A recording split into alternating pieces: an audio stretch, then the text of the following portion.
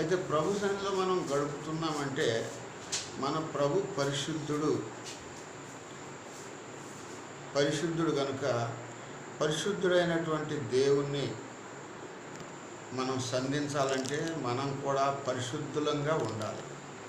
పరిశుద్ధులంగా ఎలా ఉండగలమంటే దేవుని యొక్క వాక్యము చేత మనలను మనము శుద్ధి చేసుకొని ఆయన సన్నిధిలో మనం ప్రవేశించగలం అని 2 Corinthians chapter 7 verse 1లో ఉంది. ఈ వాగ్దానాలు మనకు ఉన్నాయి.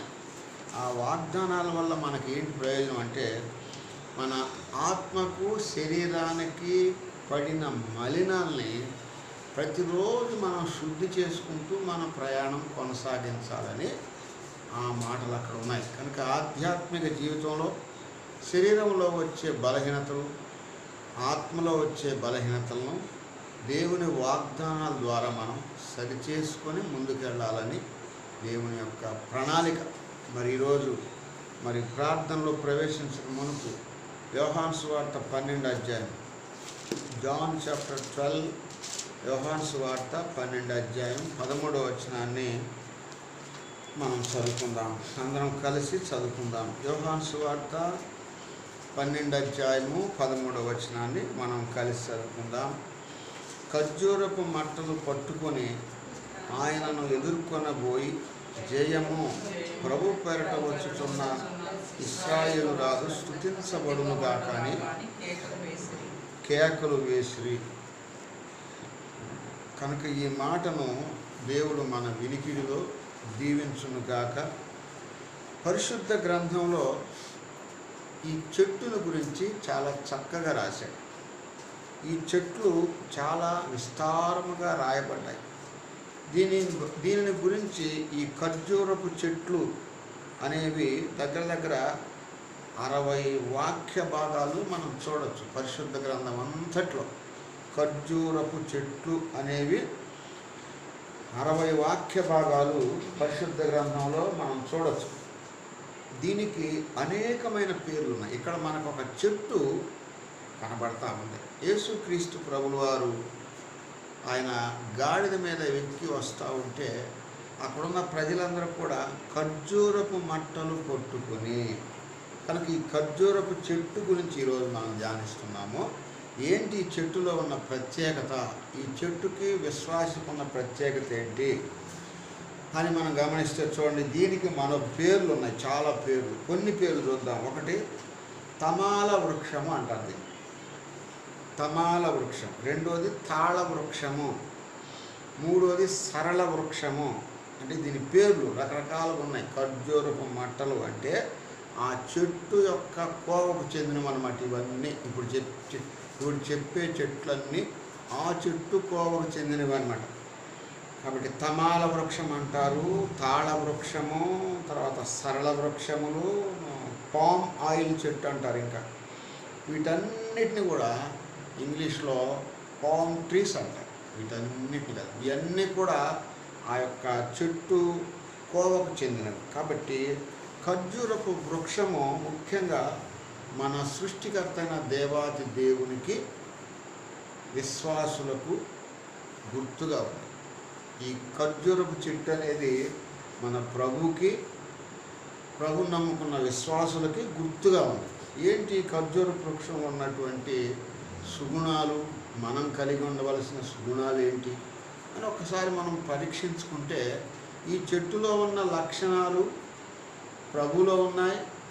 ప్రభువులో ఉన్న లక్షణాలు తన పిల్లల్లో కూడా ఉంటాయి అని మనకి లేఖనాలు చెప్తారు. కనుక ఈరోజు ప్రార్థనలో ప్రవేశించిన మునుపు ఒకవేళ ఈ క్వాలిటీస్ మనలో లోపిస్తూ ఉన్నట్లయితే దేవుడి దగ్గర క్షమాపణ కోరుకొని ఆ క్వాలిటీస్ నాలో కూడా వచ్చేటట్టు నాకు సహాయం చేయని ప్రభుని అడుగుదాం.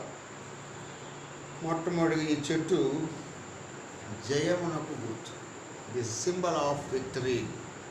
ఈ ఖర్జూరపు చెట్టు అనేది జయము. అందుకే ఆ ఖర్జూరపు మాటలు పట్టుకున్న వాళ్ళు అంతా ఏమంటున్నారు?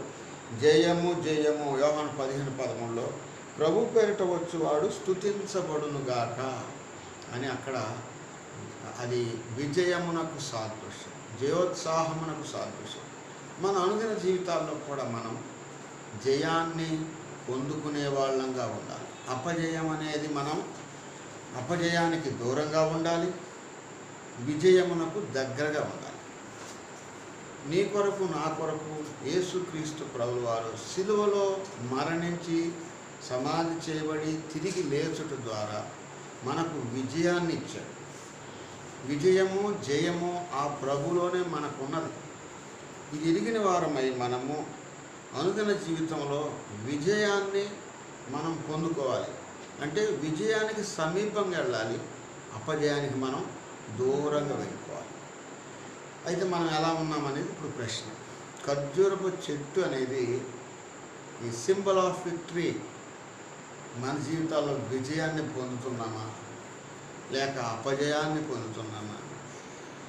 చూడండి, కొలస్సీలకు రాసిన పత్రిక 2:15 ఆయన ప్రధానులను అధికారులను వినాయుధులనుగా చేసి సిలువ చేత జయోత్సవముతో వారిని పట్టి తెచ్చి బహాటముగా వేడుకను కనుపరచను. ఆయన సిలువ చేత ఈ జయము విజయం అనేది ఎట్లా దొరికిందంటే మానవ జీవితంలో మనకి సిలువ. అందుకే నన్ను వెంబడించేవాడు నా సిలువను ఎత్తుకొని వెంబడించాలని మత్తయి సువార్తలో రాయబడతాడు. సిలువ అనేది శ్రమలకు గుర్తు. దేవుని పిల్లలకు శ్రమలు అనేవి తప్పనిసరిగా రావాల్సింది. శ్రమ ఒక ఉన్నతమైన స్థాయికి మనల్ని తీసుకెళ్ళటానికి, మనం ఉన్న స్థితి నుంచి ఇంకొక స్థాయికి వెళ్ళాలంటే దేవుడు మనకి కొన్ని శ్రమలు అనుమతిస్తాడు. శ్రమల్లో దేవునికి మనం నమ్మకం ఉన్నప్పుడు విజయమే. ఏ స్థితిలో మనం ఉన్నామో ఆ స్థితి నుంచి ఇంకొక స్థితికి వెళ్ళటానికి దేవుడు మనకి శ్రమిస్తాడు. అందుకే పరిశుద్ధ గ్రంథంలో ఎంతోమంది శ్రమల ద్వారా ఉన్నతమైన స్థాయిలోకి వెళ్ళారు. మనల్ని కూడా దేవుడు మనకు కూడా శ్రమలు అనుమతిస్తాడు. అనుమతించినప్పుడు మనము ప్రభువులో విజయాన్ని పొందాలి. పొందుకుంటున్నామా, ఓడిపోతున్నామా? ఓడిపోతూ ఉన్నట్లయితే ప్రభువా నన్ను క్షమించు నాయన, నాకు నీలో విజయాన్ని అనుగ్రహించు.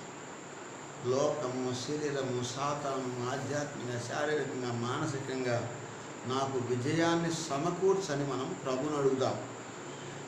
చూడండి, రెండవదిగా మనం చూద్దాం ఈ యొక్క చెట్టు దేనికి సాదృశ్యం అంటే, మొదటి దాంట్లో ఇంకొక మాట చదువుకుందాం. 1 యోహాను 5:4. మనం కూడా లోకాన్ని జయించాలంటే మనకు కావాల్సింది ఏంటి? ఏం కావాలి మనకంటే 1 John 5:4 లోకమును జయించిన విజయము మన విశ్వాసమే అంటే ఆయపడు. లోకమును జయించిన విజయం మన విశ్వాసం. కనుక ఎప్పుడైతే మనం విశ్వాసంగా జీవిస్తామో మన జీవితాల్లో ఎప్పటికీ జయమే ఉంటుంది, కానీ అపజయం అనేది ఉండదు. అపజయాన్ని తీసుకురావాలని సైతానుడు చూసినా కూడా మనలో ఉన్న విశ్వాసం అనేది మనల్ని విజయ పదంలోకి తీసుకెళ్తాం. మనం ఏది చేసినా మనలో ఉండవలసింది విశ్వాసం. ఎంతవరకు ఉండమంటున్నాడు, ఎంతవరకు ఉండాలంటున్నాడంటే ఆవగిందంత చాలంట. ఆవగిందంత విశ్వాసం నీలో ఉంటే నీకేది కావాలని నీకు ఇస్తాడు. This is individual witness, test money. వ్యక్తిగతంగా దేవుడికి మనం తెలుసా, మనకు దేవుడు తెలుసా అనేది ప్రాముఖ్యమైన అంశం. మనకు వ్యక్తిగతంగా దేవుడు ఎంత తెలుసు అనే దానికి సాదృశ్యమే నీ వ్యక్తిగత ప్రార్థన జీవితం. వ్యక్తిగతంగా ప్రభుతో నువ్వు గడిపే ఆ యొక్క సమయం అంతట్లో ప్రభుతో మాట్లాడే సమయం విషయంలో ఎంతో ప్రోత్సాహం కలిగి మనం ఉండాలి. మనం ఇతరులకు కనిపించకపోయినా ప్రార్థన అనేది మనం ఎప్పటికీ మర్చిపోవాలి. ఒకటి వ్యక్తిగతమైన ప్రార్థన. వ్యక్తిగతంగా లోకము జయించిన విజయము నీ విశ్వాసం. లోకం అంటే ఏంటి అంటే లోకంలో ఉన్నదంతా కూడా శరీరాశ, నేత్రాశ, జీవకులంబము, ఇవన్నీ దేవుని వలన పుట్టినవి కాదు అంటారు. లోక సంబంధమైనవి. మరి లోకంలో మనం ఉంటున్నాం కదా, మరి ఎట్లా అంటే దేవుని వాక్యానుసారంగా మనం జీవించడం ద్వారా దేవుడు మనల్ని అన్నిటిలో విజయాన్ని మనకు అనుగ్రహిస్తాడు. కాబట్టి మొదటిగా లోకమును జయించిన విజయము మన విశ్వాసం. విశ్వాసం అంటే ఏంటి ఇప్పుడు చెప్పండి అర్థం. What is the meaning of faith? మొదటి యోహాను గారు మొదటి పత్రిక రాస్తూ యోహాను గారు చెప్పిన మాట ఏంటంటే, లోకమును జయించిన విజయము విశ్వాసము. విజయం మన విశ్వాసమే. ఏంటి విశ్వాసం అంటే?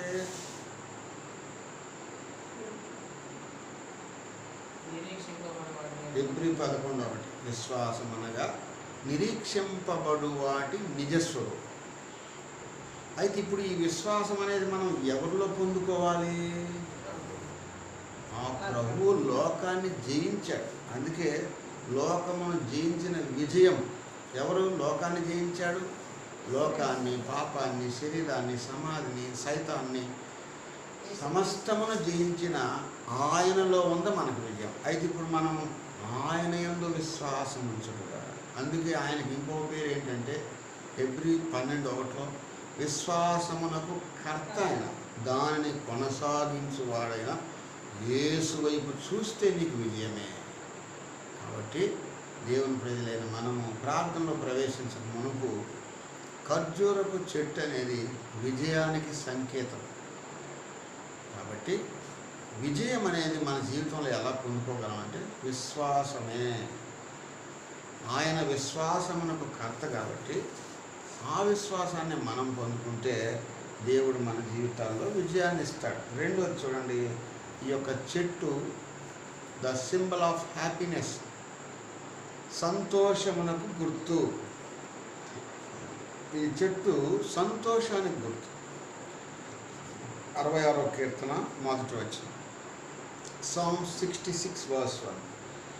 సర్వలోక నివాసులారా దేవుని గూర్చి సంతోష గీతము పాడుడి అన్నాడు. చూసారా ఎవరికి చెబుతున్నాడు ఈ మాట?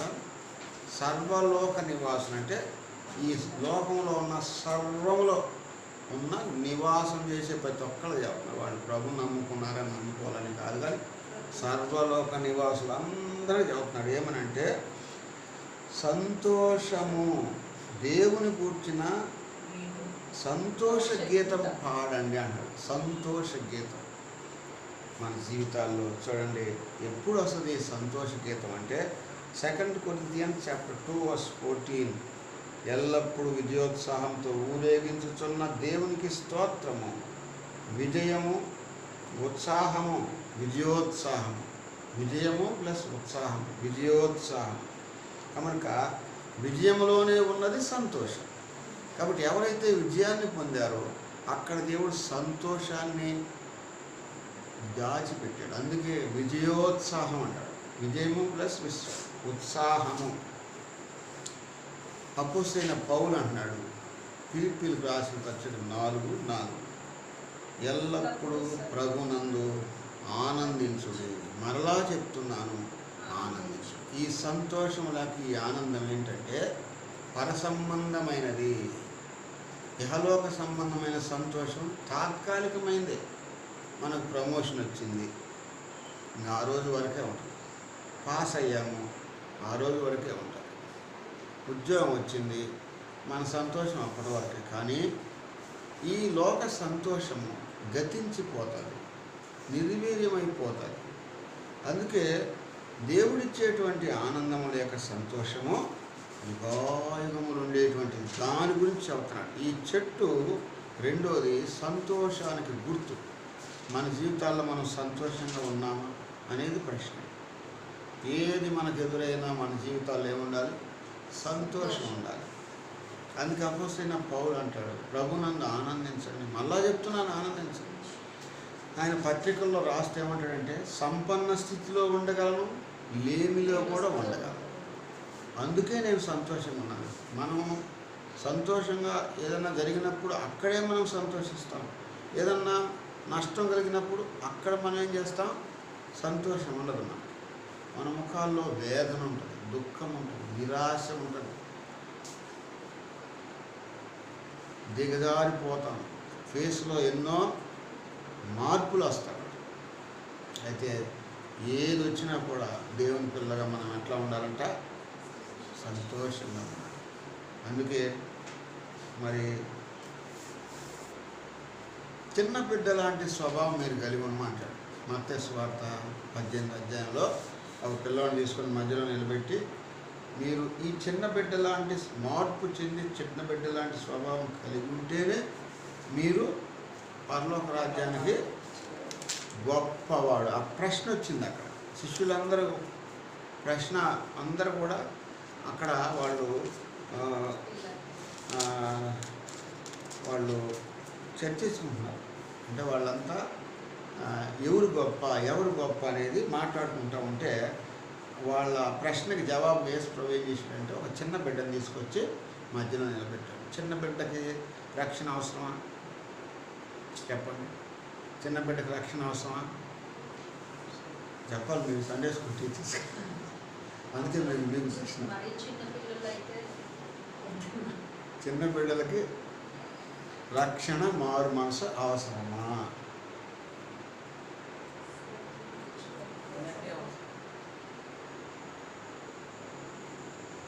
రక్షణ మారు మనసు అవసరమా?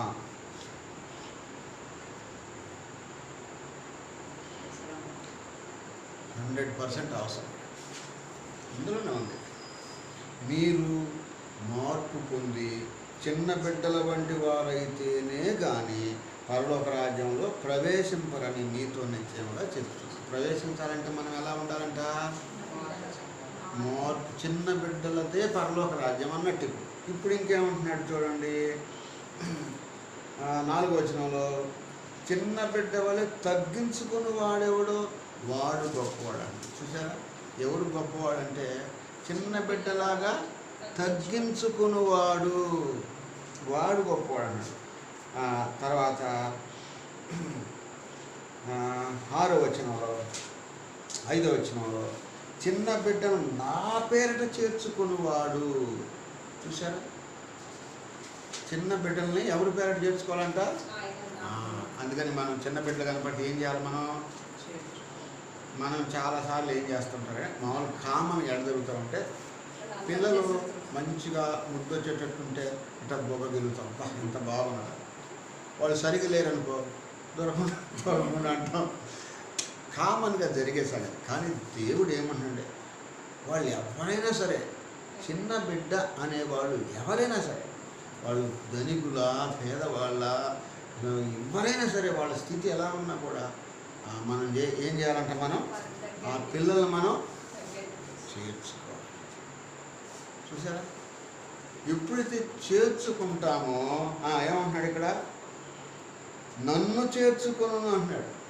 ఆ బిడ్డలను మనం ఎప్పుడైతే దగ్గర తీసుకుంటామో, ఆ బిడ్డను దగ్గర తీసుకునేది ఎందుకు చెప్పండి? ఆ బిడ్డలను మనం దగ్గర తీసుకునేది ఎందుకు? వాళ్ళకి నిజం చెప్పాలి. తొందరగా రక్షణ పొందేది ఎవరు చెప్పండి? తొందరగా వాళ్ళే. పెద్దవాళ్ళకి 100 చెప్పు, ఇంకా చూస్తాం కాలం అంతా గడిచిపోయిన తర్వాత ఇంకా చూస్తాం. కానీ చిన్న బిడ్డలకు లోతుగా ఒక్క మాట చెప్పు, నాయన ఇది అని చెప్పు, ఇమ్మీడియట్గా ఎత్తమంటే ఎంతమంది తీర్మానం చేసుకున్నారంటే ఇది చేయొచ్చు. అంటే వాళ్ళ మనసు ఎట్లా ఉంటుందంటే అసలు అంటుంటారు షార్ప్ అనమాట. Easy to obey, easy to hear the word of God. అంత షార్ప్ ఉంటారు, అంత తొందరగా ఉంటారు. అదే మనం పెద్దవాళ్ళకు గంటలు చెప్పినా ఈసారి చూస్తారంటారు. కొన్ని ఇంకా ఆలోచన చేయాల్సినవి ఉన్నది అంటుంటారు.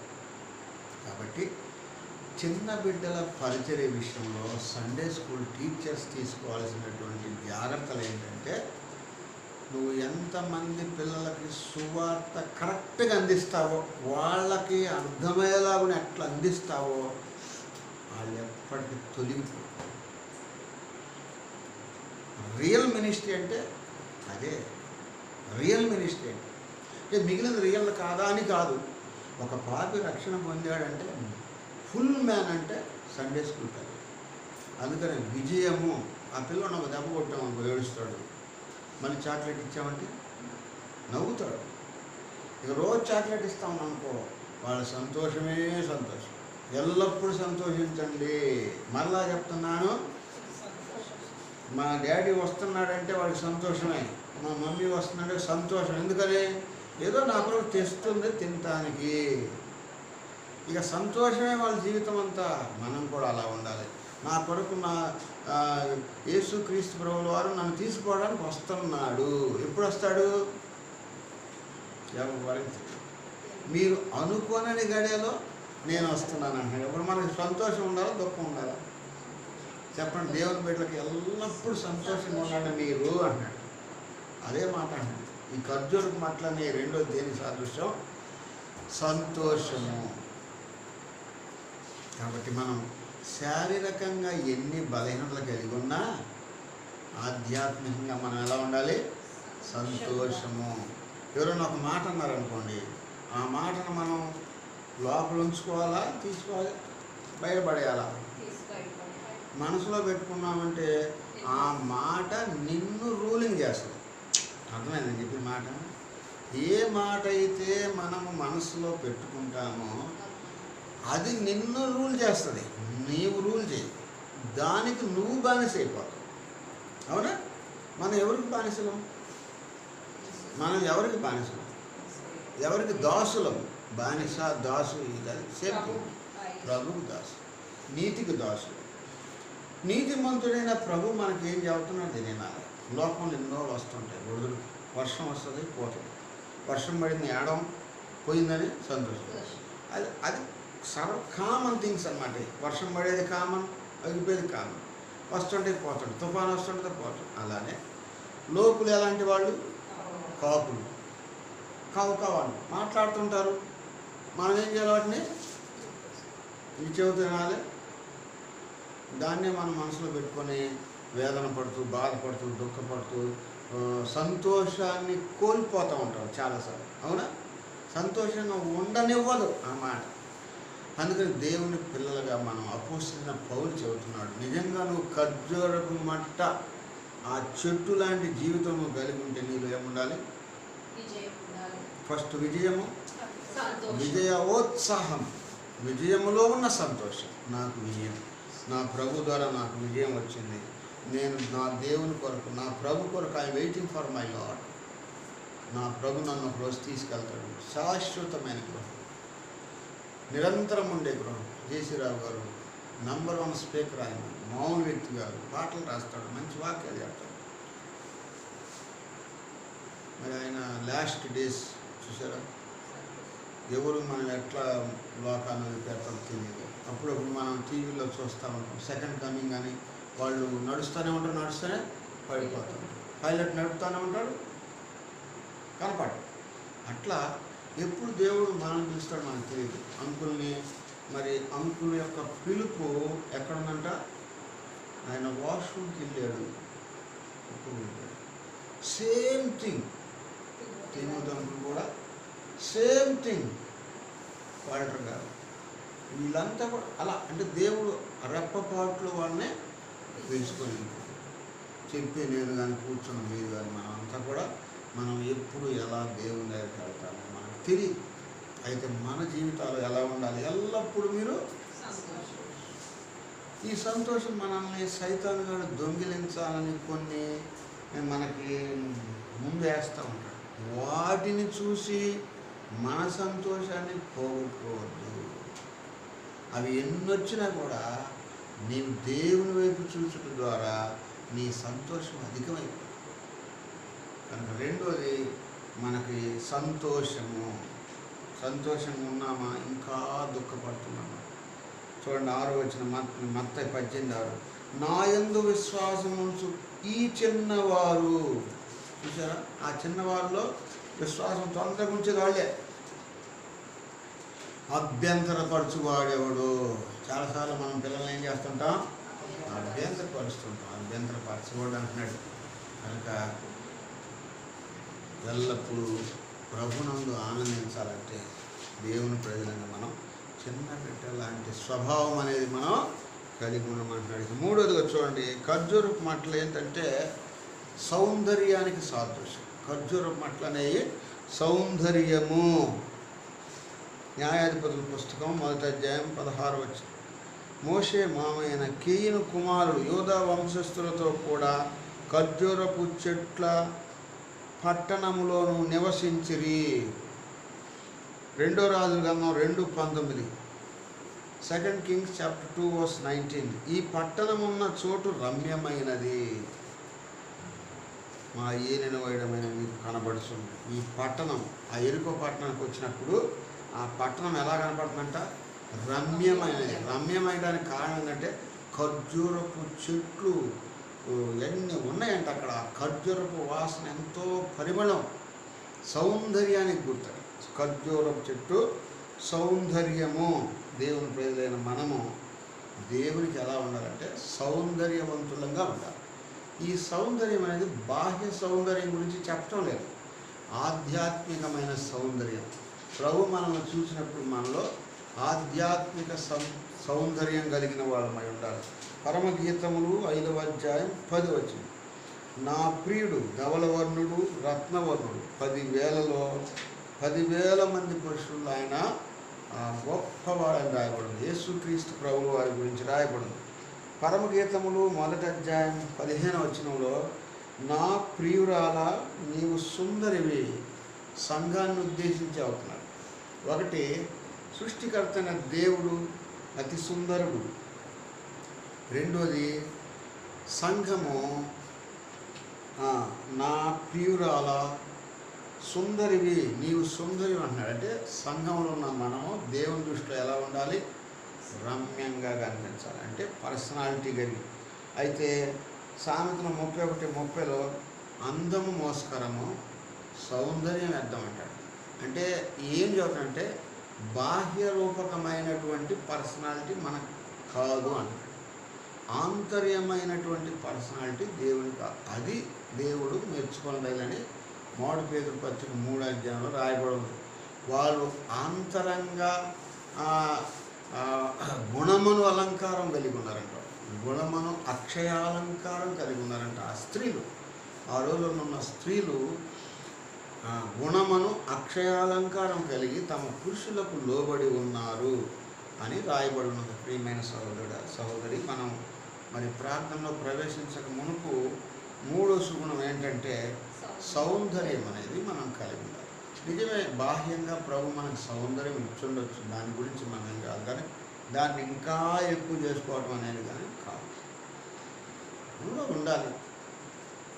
మరీ వాసన కొట్టేటట్టు, అంటే మరీ స్నానం చేసుకోకుండా వాసన కొట్టేట్టు కాదు. మనం దేవుడు మనకిచ్చిన పరిమళ ద్రవ్యాలు మనం వాడుకోవాలి.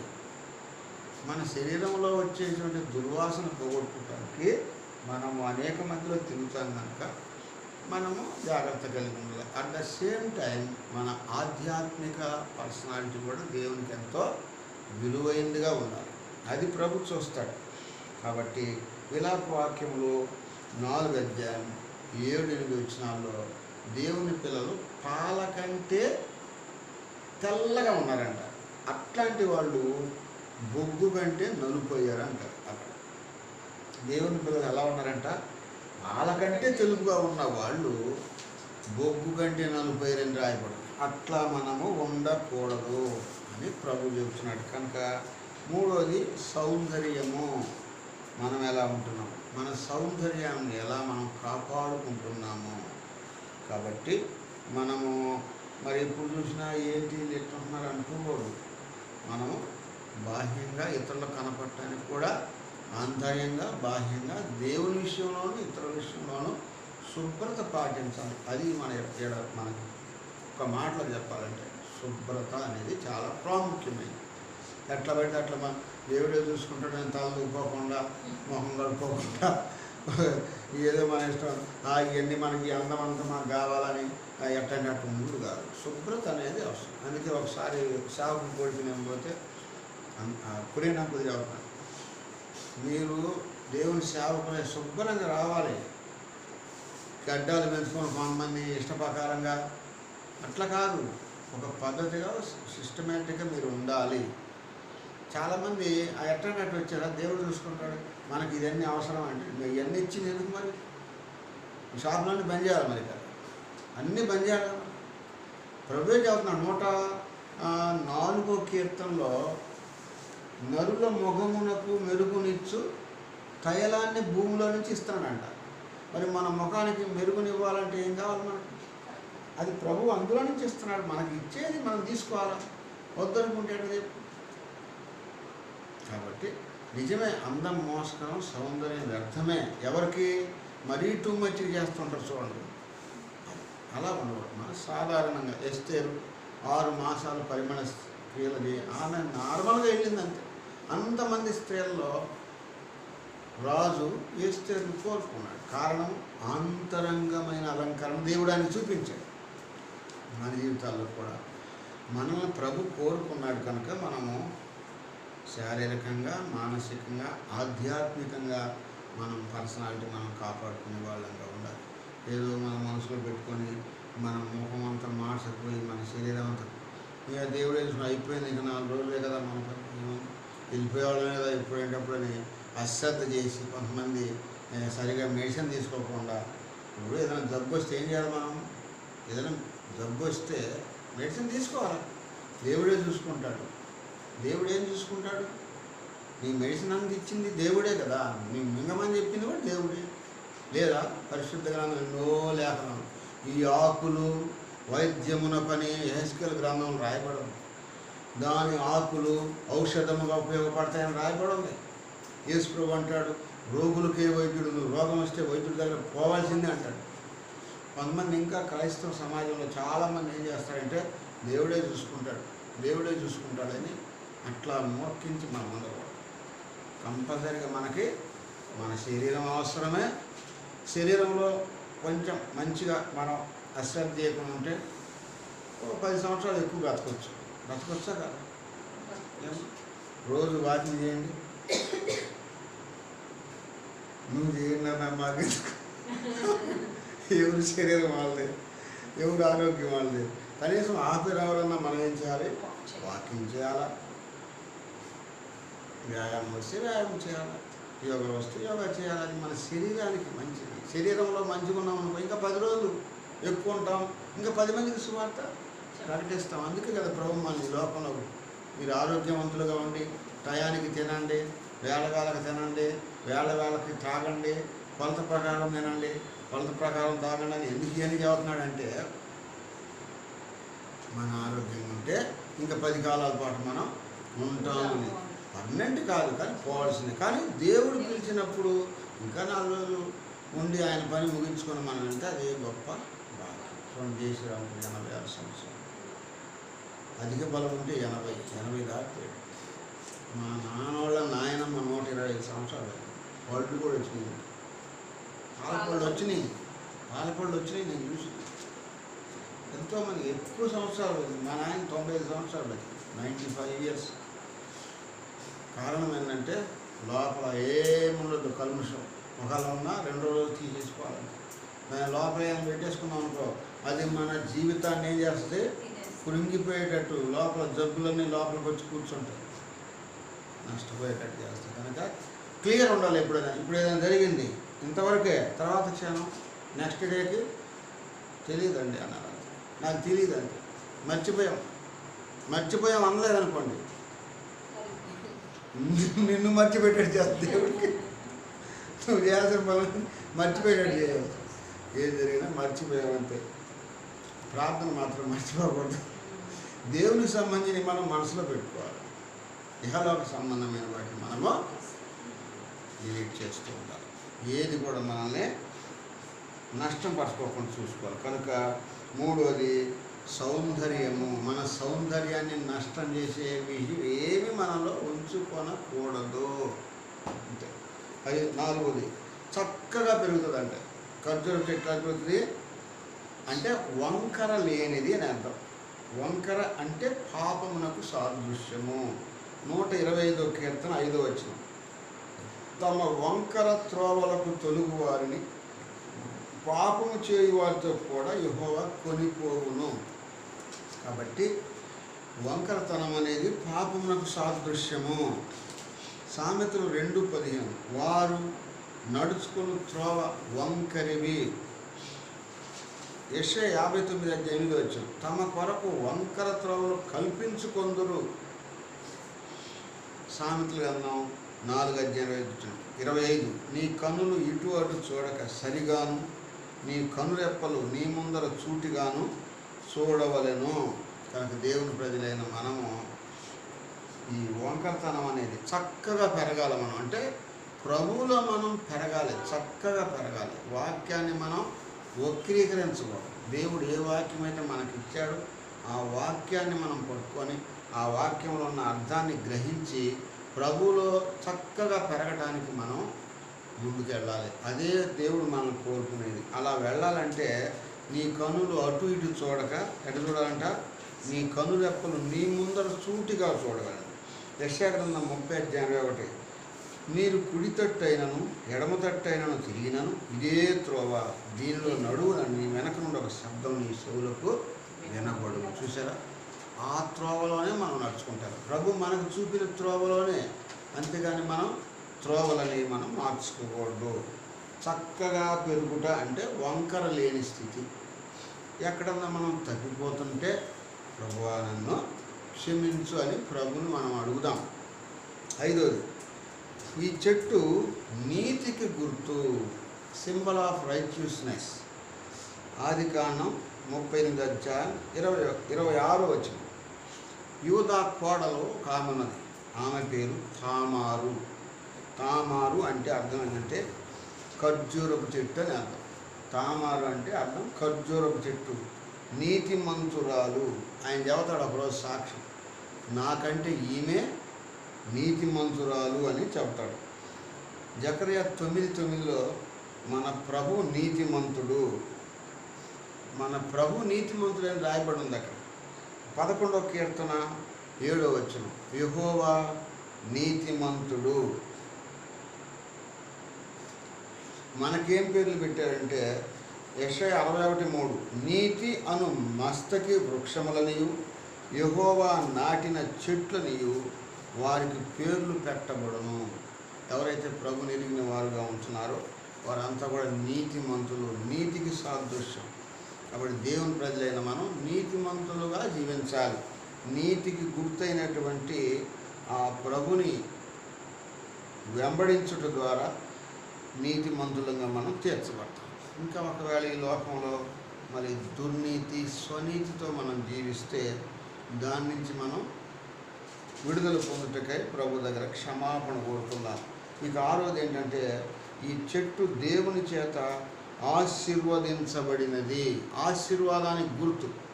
This tree is symbol of blessing. 92వ కీర్తన 12వ వచనం, నీతిమంతులు ఖర్జూరపు చెట్టు వలె మొవ్వవేయుదురు, యెహోవా మందిరములో నాటబడిన వారై వర్ధిల్లుదు. వర్ధిల్లేటువంటి జీవితం, ఆశీర్వదించబడిన జీవితం అంటే అదే వర్ధిల్లుట. 1 రాజులు 6:29 మరియు మందిరపు గోడలన్నిటి మీద లోపలనేమి వెలుపలనేమి తమాల వృక్షములు వికసించిన పుష్పములు చెక్కబడిన. మన జీవితంలో కూడా ప్రభువును మనలో ప్రతిష్ఠించుకోవాలి. ఆ గోడల మీద ఏ రీతిగా ఆ చెట్లు మరి చెక్కబడ్డాయో ఆ నీతిమంతుడైనటువంటి ప్రభును మనలో ప్రతిష్ఠించుకున్నట్టు ద్వారా దేవుని ద్వారా వచ్చే ప్రతి దీవెన మనం పొందుకుంటాం. మన ద్వారా అనేకులకు దీవెనకరంగా మనం ఉంటాం. గలతీయులకు రాసిన పత్రిక 3:27 క్రీస్తులోనికి బాప్తిసం పొందిన మీరందరూ క్రీస్తును ధరించుకొని ఉన్నారు అని అపోస్తలుడైన పౌలు గలతీ సంఘానికి రాస్తున్నాడు. కనుక ప్రభువుని ధరించుకున్న మనం అనేకులకు మనము ఆశీర్వాద కారణంగా మనం ఉండాలని దేవుని ఉద్దేశం. అలా మనం ఉంటున్నామా అనేది ప్రశ్న. 7వదిగా ప్రభు పరిచర్యలో వాడబడిన చెట్టు. ఈ యొక్క చెట్టు దేవుని యొక్క పరిచర్యలో వాడబడిందంట. మార్కు సువార్త 11:8 ప్రభువుకు ఎండవేడి తగలకుండా ఆ రోజుల్లో ఈ కొమ్మలు వాడేవాళ్ళు. ఈ ఖర్జూర చెట్టు కొమ్మలు పట్టుకొని ఆయనకు ఎండ తగలకుండా వాడారంట. మన జీవితాల్లో కూడా ప్రభుని మనలో ప్రతిష్ఠించుకున్న మనము ప్రభు కొరకు మన శరీరములను సమర్పించుకోవాలి. రోమా 12:1 మీ శరీరములను సజీవ యాగముగా దేవునికి సమర్పించుకున్నది. ఇది మంచి యాగం అంట. కనుక దేవుని ప్రజలైన మనము ప్రార్థనలో వెళ్ళక మునుపు ఒక్కసారి మనల్ని మనం ప్రశ్నించుకుందాం. అందుకే యోహాను సువార్తలు అంటాడు, ఖర్జూరపు మట్టలు కొట్టుకుని ఆయనను ఎదుర్కొనబోయి జయము ప్రభు పేరట వచ్చుగా ఇశ్రాయేలు రాజు స్తుతించబడును కాకని కేకలు వేసి. కనుక ఈ ఖర్జూరపు చెట్టులో 7 పాఠాలు మనం నేర్చుకున్నాం, 7 లక్షణాలు. మనం ఎలా ఉంటున్నాం? ఒకటి, ఖర్జూరపు చెట్టు విజయమునకు గుర్తు. విజయం అనగా విశ్వాసముతో కూడిన జీవితం. రెండోది సంతోషమునకు గుర్తు. మూడోది సౌందర్యము. నాలుగోది వంకర లేనటువంటిది, అంటే చక్కగా పెరిగేటువంటి చెట్టు. ఐదోది నీతికి గుర్తు. ఆరోది ఆశీర్వాదము.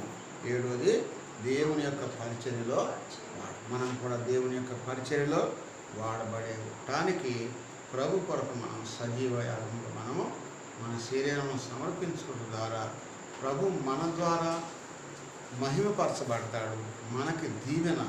ఇహలోకంలో బ్రతికినంత కాలం దేవుని ఇష్టాన్ని నెరవేర్చిన వారంగా ఉంటాం. అట్టి కృప దేవుడు మనకు అనుగ్రహించిన గాక.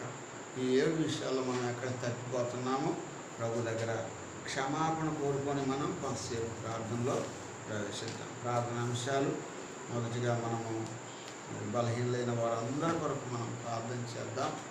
రెండో అంశముగా మరి చిన్న బిడ్డల కొరకు రానున్న దినాల్లో VBS పరిచర్య ఘనంగా జరుగునట్టు, వాతావరణం కొరకు, బ్రేక్ఫాస్ట్ కొరకు, లవ్ ఫీస్ట్ ఇవన్నీ కూడా చక్కగా జరుగునట్లు రెండో అంశంగా మనం ప్రార్థన చేద్దాం. మూడో అంశంగా మనకి పర్మనెంట్ స్థలము దేవుడు ఆయన చిత్త సమయంలో మనకి ఇచ్చులాగా సంఘము ఆధ్యాత్మికంగా బలపరచబడినట్లు, మరి రేపు శాంతి వివాహం ఉన్నది, వివాహ కార్యక్రమం కూడా మంచిగా జరుగునట్లు, మనం సంఘం అంతా కూడా అక్కడ ఏకీభవించినట్లు, మరి అక్కడ ఎలాంటి లోటుపాట్లు లేకుండా ఆదివారం ఆరాధన, బల్ల, సండే స్కూల్ పరిచర్య, లవ్ ఫీస్ట్ వీటన్నిటి కొరకు దయచేసి మనం కొంతసేపు ప్రార్థించండి.